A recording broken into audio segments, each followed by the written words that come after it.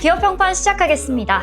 투자 전문가가 바라본 국내외 기업의 실적과 향후에 제21대 대통령으로 이재명 대통령이 공식 취임하면서 재생에너지 섹터, 특히 RE100 관련주가 다시 시장의 중심으로 떠오르고 있습니다.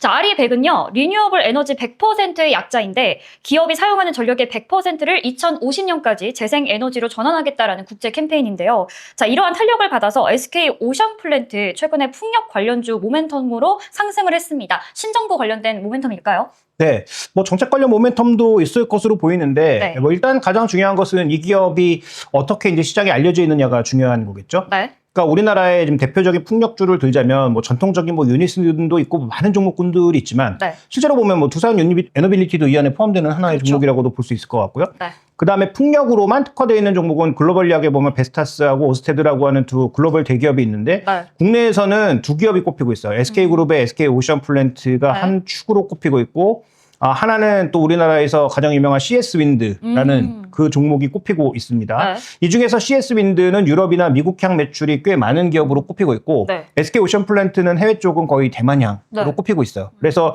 원래 이제 글로벌 풍력주하고 좀 같이 가는 흐름을 보였는데 이것도 이제 트럼프 대통령이 되면서 풍력 쪽에 힘이 쭉 빠졌잖아요. 그렇죠. 네. 그래서 미국 쪽에 차지하는 비중이 꽤 있었는데 그러면서 풍력 쪽이 전체적으로 힘을 잃었다가 이번에 우리 정부가 들어오면서 그동안 언젠가는 해야 될 일이지만 계속 주저하고 미뤄왔었던 네. 아리백과 관련된 기대감이 올라갈 것으로 보입니다. 네. 그래서 최근 들어서 태양광도 조금 국내 종목군들이 살아나는 움직임이고 그다음에 이제 신안 쪽에 대규모의 풍력과 태양광 단지들이 만들어지면서 이쪽에 이제 PPA 사업이 확산되고 있는 상황이다 보니까 네네. 이런 기대감으로 보면 SK 오션플랜트 같은 경우에도 그쪽에서 이제 충분히 모멘텀을 가질 수 있을 것 같고요.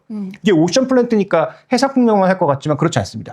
네, 이 부분은 제가 그럼 조금 더 이따가 한번 여쭤보도록 할게요. 네네. 말씀하신 대로 트럼프 대통령이 취임하면서는 뭐 원전이라던가 기존의 에너지를 좀 강화하는 모습을 보이다 보니까 한동안 이런 재생에너지 관련주가 조금 힘을 잃어가는 모양새였는데 새 정부가 들어서면서 이제 선거 내내 강조를 했었죠. 뭐 기후 에너지 뭐 신설이라던가 뭐 RE100 실현, 뭐 이외에 산업단지 조성 등등 이러한 약속들을 좀 현실로 지킬 수 있겠다라는 기대감에 더불어서 이렇게 최근 들어서 탄력을 받고 있는 것 같습니다. 자, 그러면 SK 오션플랜트 이번 1분기 실적은 좀 어떻게 나왔을까요? 1분기 실적은 뭐 시장의 기대 정도였다 이렇게 좀 봐야 될 것 같고요. 네. 하반기에도 아주 드라마틱한 기대감을 넓혀가기에는 어려운데 다만 중요한 것은 이런 기업들의 핵심은 건설주도 마찬가지지만 수주잔고가 중요합니다. 수전고요? 수주잔고. 수주잔고? 네. 그래서 이 사업부가 이제 두 가지가 있는데 이 두 가지 사업부 모두 수주잔고가 굉장히 중요한 그런 산업들이거든요. 네. 그런데 이 회사가 벌써 한 5분기째 수주잔고의 총액이 줄어들고 있어요. 그렇다면 앞으로 좀 이제 많은 수주를 받아야 되는 이 여력이 좀 줄어들고 있다는 뜻인가요? 그러니까 미래에 대한 수주잔고가 줄고 있다는 것이 이 회사를 저평가로 만드는 하나의 요인이겠죠. 그래서 네네. 글로벌 피어 그룹들이 이제 규모 자체가 다르니까 단순 비교는 어렵지만 밸류 차이가 꽤 많이 나거든요. 네네. 이익률은 오히려 글로벌 기업들이 적자고 SK 오션플랜트는 어찌어찌 계속 흑자를 내고 있어요. 네. 그럼에도 불구하고 밸류 차이가 나고 있는 이유는 뭐 규모의 차이도 있겠지만 수주잔고 떨어지면서 뭐 지금 당장이야 실적 나오는데 미래 실적, 미래 먹거리가 계속 줄어드는 거 아니야에 대한 부담감이었거든요. 네네. 그러니까 만약에 윤석열 정부가 이어졌다면 앞으로 전혀 기대할 게 없었는데 이재명 정부로 바뀌면서 네. 신안 쪽에서의 그 지금 신안 우이 풍력 프로젝트가 하나가 이제 진행되는 것이 있고요. 네. 그다음에 인천 구롭도 프로젝트도 진행되는 부분이 있습니다. 그래서 이런 여러 가지 신규 프로젝트들이 동시다발적으로 진행이 되면서 특히 네. 신안 지역을 중심으로 해서는 이런 풍력 프로젝트 여러 가지들이 실제로 발주가 되기 시작하면서 이쪽은 이게 돈이 된다는 그런 시각이 나오고 PPA 그러니까 예전에는 우리는 전력을 누군가 만들면 네. 이걸 무조건 한전에 팔아서 한전이 다시 이제 공급하는 그런 방향으로 가야 됐거든요. 네. 그러니까 실제로는 내가 전력을 만들어서 나 쓰고 남는 전기를 예를 들어서 김미정 아나운서한테 줬어요. 네. 그럼 우리 둘이 거래 관계로 그냥 해도 되는 거잖아요. 네. 근데 우리의 전력 체계가 전력망이 하나로 묶여 있기 때문에 이걸 내가 한전에다가 팔았다가 한전에서 다시 사가는 형태로 네. 해야만 했죠. 번거롭네요. 네, 그게 굉장히 네. 번거로웠는데 네, 네. 이제는 이 태양광이라든지 풍력 같은 경우에는 직접 PPA 개별 거래가 가능해지는 쉽게 말씀드리면 네. 가능해졌기 때문에 이제는 뭐 물론 그 검증은 받아야 되지만 내가 쓰고 남는 전기를 김희정 아나운서에게 팔 수 있는 그런 기회가 열린 거예요. 네. 그러다 보니까 이제 신안 지역 같은 경우에는 이런 쪽이 굉장히 많이 특화되어서 지금 각 가정의 지분을 참여시켜 가지고 네네. 태양광 발전과 풍력 발전으로 남는 돈이 가정으로 배당금으로 가게 이렇게 만든 이런 사업들이 지금 추진되고 있고 점점 확장될 것으로 보여요. 그러니까 해외 쪽에서는 일단 뭐 대만 수주가 비교적 견조하게 나타나고 있는 상황. 왜냐하면 대만도 지금 TSMC 때문에 네. 전력 굉장히 부족할 수 있거든요. 올해 기준으로 TSMC가 예상되고 있는 게 네. 한 기업이 국가 전력 전체의 17%를 잡아먹을 걸로 지금 생각하고 있어요. 17%면 거의 뭐 4분의 20%. 네, 5분의 그러니까 1 정도예요. 네. 엄청난 물량을 이제 한 기업이 잡아먹고 있거든요. 네. 근데 지금 대만도 뭐 지진도 있고 이러다 보니까 기저 발전이 조금 불안정한 상황에서 네. 풍력이든 태양광이든 많이 해야 되는 상황이고 그다음에 지금 그 여기도 동쪽은 전부 다 이제 산악 지형이기 때문에 서쪽에 이제 공장이 다 몰려 있는데 네. 이 서쪽이 지금 중국이랑 붙어 있단 말이에요. 가장 가까이 붙어 있는 쪽은 그렇게 몇 킬로 안 되거든요. 네. 그러니까 이쪽에 바람이 엄청 세게 붑니다. 그러다 보니까 이쪽으로의 풍력 발전이 꽤 많이 진행되고 있는 상황이어서 대만 수주는 이어질 거라고 보고 네. 국내도 이제 수주가 없어서 수주가 줄어드는 방향이었는데 이 아리백 정책으로 인해서 추가적으로 나타날 수 있다고 보고 있는 거죠. 네. 그러니까 이제 정책 효과라든지 하반기에 수주 잔고가 다시 늘어날 것에 대한 기대감은 높아지고 있다. 이렇게 봐야 될 것 같습니다.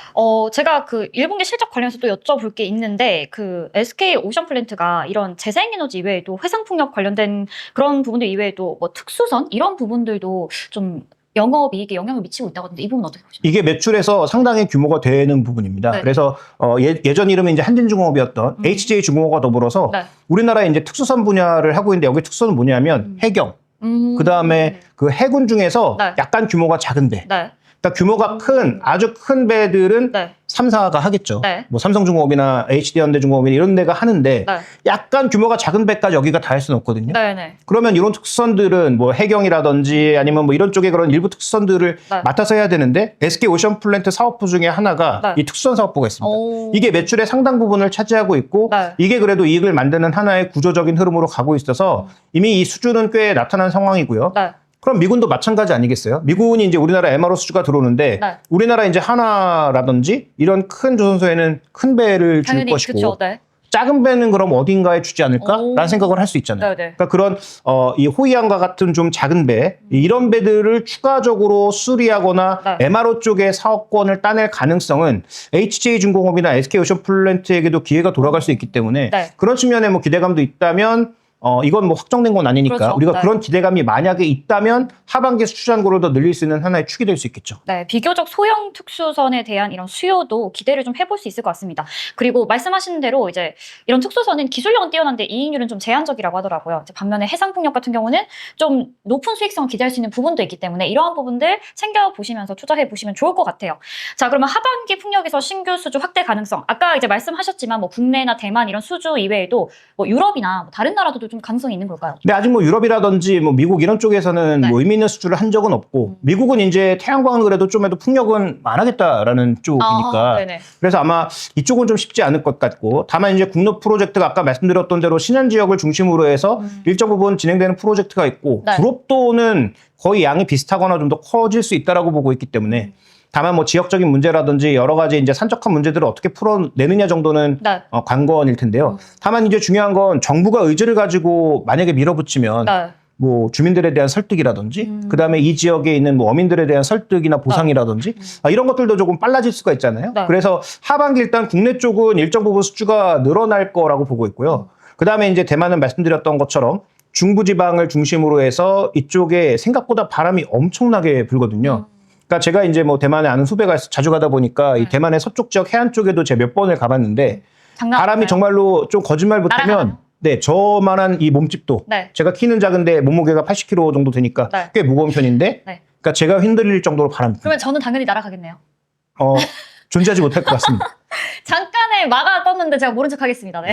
어쨌든 바람이 너무 세게 불어서 네. 근데 그쪽에 이제 해안가에 가시면 우리나라의 그 제주도의 몇 배에 달하는 이 풍력 타워들이 쭉 서 있어요. 오. 여기서 공급되는 그 전력이 얼마나 그 대만 전력 공급에 도움이 되는지 모르겠습니다만 어쨌든 향후 뭐 ESS라든지 이런 것들을 통해서 추가적으로 전력을 잘 보존하고 그다음에 중앙 전력망으로 연결할 수 있는 뭐 길이 열리게 되면 네. 뭐 대만 쪽의 추가 수주도 더 이어질 가능성이 높다라고 봐야 될 것 같습니다. 네, 수주 잔고를 늘리는 것이 우선일 것 같습니다. 지난해 말 기준으로는 4,556억 그리고 올해 1분기 말 기준으로는 3,479억 원까지 수주 잔고가 감소한 부분이 있는데 이런 부분들 하반기에 우리가 조금 더 지켜보면서 살펴보면 좋을 것 같습니다. 자, 기업 평가 오늘 제목을요. SK 오션플랜트 숨겨진 2인치는 이라고 지어주셨는데 오션플랜트의 숨겨진 2인치가 과연 뭔가요? 근데 아까 그 다 말씀을 드렸기 때문에 네, 한 번 더 강조해 주시죠. 네, 특수선 부분인데 이게 이제 사람들이 잘 모르는 게 오션 플랜트라고 하고 풍력주로 이제 포장이 돼 있다 보니까 네. 여기가 배를 만든다는 생각은 거의 아무도 저도 안 하죠. 꽤 의외였어요. 네, 네. 그러니까요. 그래서 실제로 이 부분을 잘 모르시는 분들이 있는데 네. 그러니까 조선주 지금 그 대형 3사 플러스 네. 미포조선까지 하면은 너무 많이 올랐잖아요. 맞아요. 그러니까 최근에 또 주가가 막 흔들리고 있으니까 조선주의 추가 투자하기가 꽤 껄끄러워요. 이미 많이 올라가 있어서 그렇죠. 네, 그래서 더 사고 싶어도 껄끄럽고 보유하신 분들은 언제 팔아야 되냐가 이제 좀 네. 고민스러운 부분이 있는데 아까 말씀드렸던 그런 특수선의 미국 네마로 수주가 만약에 붙는다면 네. 이건 꽤 이제 중요한 모멘텀이 될 수 있을 것 같고 그다음에 이제 이런 중소 특수선 같은 경우에는 다른 쪽에서 일감을 가져가기가 쉽지가 않아요. 왜죠? 왜냐하면 대형배에 이미 도크를 맞춰놓은 상태잖아요. 그러니까 지금 항상 우리가 뭐 해군이라든지 해경에 큰 배만 필요한 게 아니기 때문에 네네. 그 정확한 크기에 맞는 작은 배를 만들 수 있는 조선선은 또 한정되어 네, 있다. 그래서 지금 HJ중공업이나 아마 SK오션플랜트의 특수선 부분도 실적이 좀 개선될 가능성이 있고요. 그다음에 이제 그 대형 조선사 쪽에 일감이 몰리다 보니까 네. 중소 쪽으로도 최근에 온기가 좀 번져가고 있다. 그래서 이런 쪽으로 금융도 조금 제공되고 있는 그런 양상으로 가고 있거든요. 네. 그래서 그런 측면이 숨겨진 인치다라는 측면에서 SK오션플랜트 매출의 절반 정도는 지금 특수선에서 나고 있다. 네. 그리고 마진도 서서히 좀 좋아지고 있는 상황이다. 물론 정부의 수주기 때문에 네. 아주 높은 마진 보장은 어렵다. 이렇게 봐야 될 것 같습니다. 네, 특수선과 재생에너지 두 마리 토끼를 잡으시는 SK오션플랜트. 그럼 마지막으로 적정 밸류에이션 어떻게 될까요? 네, 지금 수장고가 빠지다 보니까 주가가 밀리기 시작해서 어느 레벨까지 내려왔냐면 지금 한 PE 기준으로 14배 수준까지 내려왔거든요. 네. 그러면 지금 시장이 아직 10배도 안 되니까 싼 편은 아닌데 그러게요. 근데 이게 이제 성장 기업이라는 측면에서 보면 그다음에 지금 미군 MRO가 껴있는 선도 종목군들은 지금 뭐 20배, 30배 이런 레벨로 가 있거든요. 네. 그러니까 동일 비교는 어렵겠지만 지금 그 대장주인 풍력 관련주, 그다음에 대장주인 조선주의 어떤 밸류에이션을 할인해서 적용한다고 하더라도 지금 P 14배는 조금 싼 게 아닌가라는 생각을 첫 번째로 할 수가 있고요. 네. 그다음에 두 번째로는 PB 관점에서 봤을 때도 글로벌 탑티어 그룹과 뭐 단순 비교는 당연히 불가하지만 거기에 할인을 적용한다고 하더라도 네. 지금 한 1.23배 정도에서 거래되고 있는데 이것도 너무 싸 보인다는 거예요. 그러면 과거의 밴드로 기준에선 뭐 한 PB 2.5배까지 거래됐었는데 네. 그렇게 가긴 힘들겠죠. 왜냐하면 풍력이 예전만큼 뭐 미국도 늘어나는 그런 단계는 아니니까. 네. 근데 그런 관점에서 보더라도 지금의 이 저평가는 하반기 올라올 수주로 생각하면 조금 싸다는 생각이에요. 그러면 PB 관점에서는 저는 한 2배? 2배. 네, 2배 정도로 보면 지금 뭐 BPS 기준으로 봤을 때 한 12,000원 정도 나오니까 한 24,000원 내외 정도? 만약에 내년 거를 땡겨서 쓴다고 하면 한 26,000원 정도까지도 확대해 볼 수 있지만 네. 그건 또 너무 높아 보이니까 한 23,000원, 24,000원 정도까지는 우리가 한번 생각해 볼 수 있는 네. 추가 상승 여력이 충분히 있는 그런 기업이 아닌가 이렇게 좀 봐야 될 것 같습니다. 그리고 그 가격이 네. 아까 말씀드렸던 PE 기준에서는 20배 내외를 오가는 정도이기 때문에 네. 과거 이제 움직였던 밴드의 중단에서 약간 위 정도라는 측면에서 충분히 조금 합리적 가능성 있는 그런 영역이라고 좀 보고 있습니다. 네, 2만 원 중반대에서 정리해 보도록 하겠습니다. 오늘 기업 평판 SK오션플랜트 만나봤습니다.